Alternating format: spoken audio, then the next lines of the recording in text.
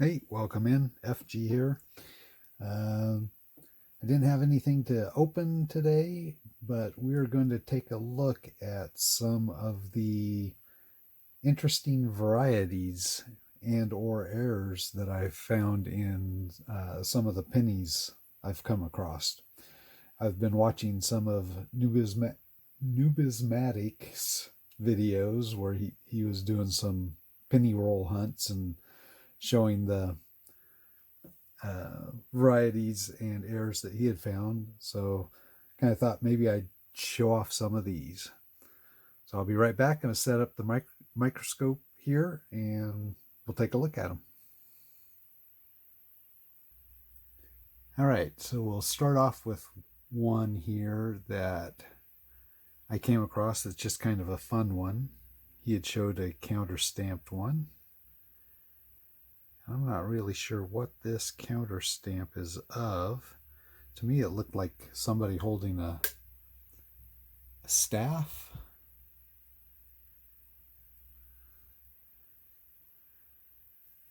But I'm not real sure.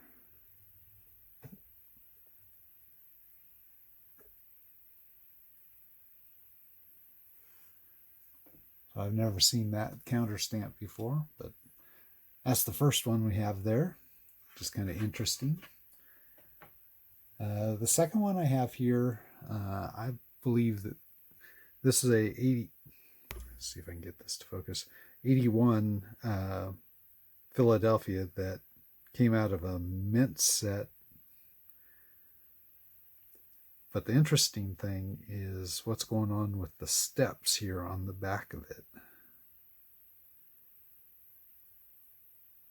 So with what it looks like, I don't think that that's just damage.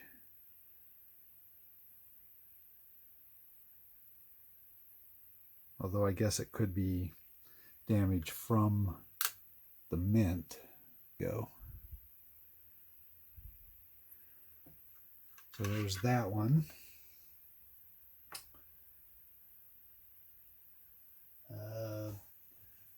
Next we have a couple repunched mint marks. These are on some 44Ds. Actually, I had a roll of 44Ds that I came across. And look here. You can actually see that. Oh, let me get it right in the middle here. You can actually see that repunched mint mark hanging out of the top of the D there.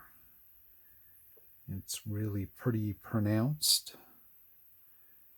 And I have another one that is the same repunched mint mark. Look at it here. And see, it also has that extra protrusion there above the top of the D.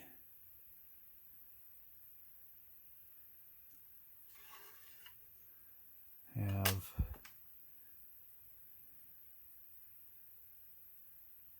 this guy here, which I believe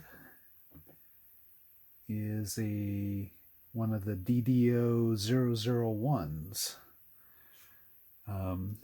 Really heavy in the 9 here, and you can see the way this is heavy across the base of the 4 and kind of has this slant triangle indent on the 2 4s.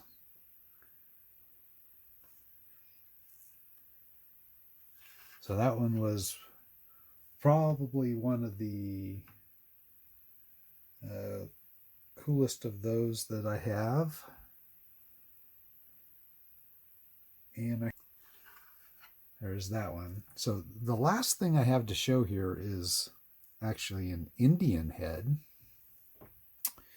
And we'll start with it kind of out here a ways. So when you first start looking at it, you're just kind of looking at the top end here, and it looks like it has lots of wear.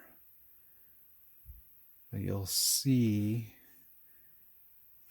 it really, here, let me put it on top of here so I can move it around without my fingers in the way.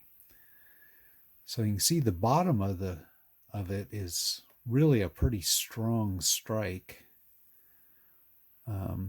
The rim is very pronounced here at the bottom, protruding above the denticles there quite a bit. But then as you move up, it looks like it's worn.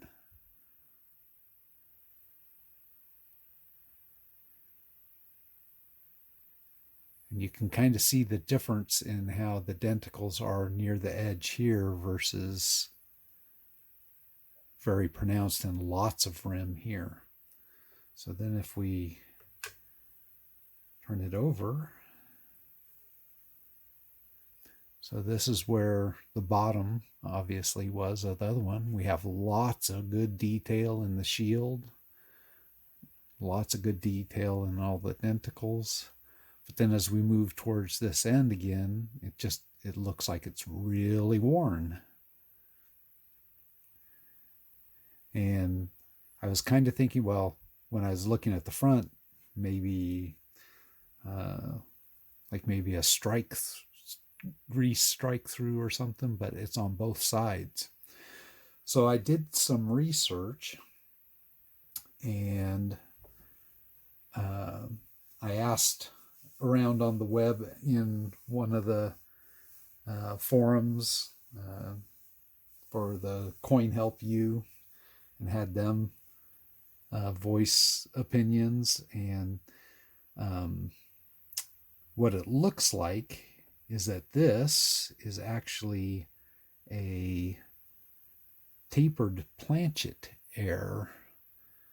Let's see if I can actually, I may not be able to show it here very good on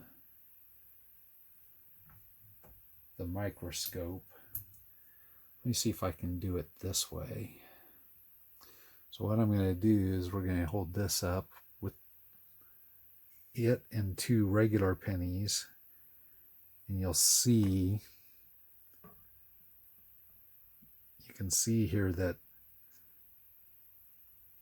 this regular penny and this edge of it, now this is a 1963, it is a heavier planchet, but you can see the height difference here to this penny versus the height difference here to this penny. You can see how much higher it is on this side. And if we look at where that is, the thick side is right where we would expect. It's on this edge here, which is the one that has lots of detail. And the low side is on this side here, which is the one that looks like it's got lots of wear, but really, being a tapered planchet, this side just was a very soft strike. It didn't get the strike because most of the pressure on the die hit on this edge, which is the thick edge. I'm having trouble getting this to focus right. It's hard to hold it correct here to really see it. But this coin has a second thing going for it, and that is, we'll go back to here.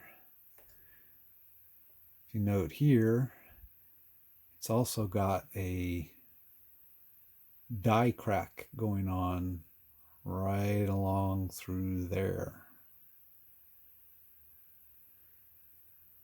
So it's a tapered planchet with a die crack going on.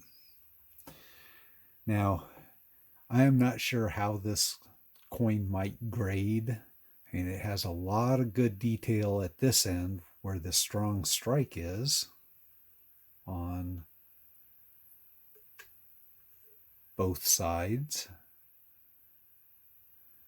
but it lacks detail here in the ribbon. You don't see the diamonds in the ribbon any longer. You can't really see the Liberty, but I'm not sure if seeing the Liberty is part of the, because I mean, if you think about halfway through the coin, you're should be getting a good strike where you're seeing the letters in kind of this way, and then you really see it taper off right here. So I'm not sure how much of this is wear and how it might grade. So if you have any ideas, post them down in the comments. We have a coin show coming up here local to me this next weekend, and Annex always has a booth out here in Oregon. So I was thinking about maybe taking this and getting it attributed in an Annex holder. A little bit cheaper. I can hand deliver it at the show. And it's not really a high value coin, so going with, one of the other two big ones really doesn't make a lot of sense, I think. But I think it might be fun to get it attributed by Annex. So let me know what you think. That's it for today. Thanks for watching.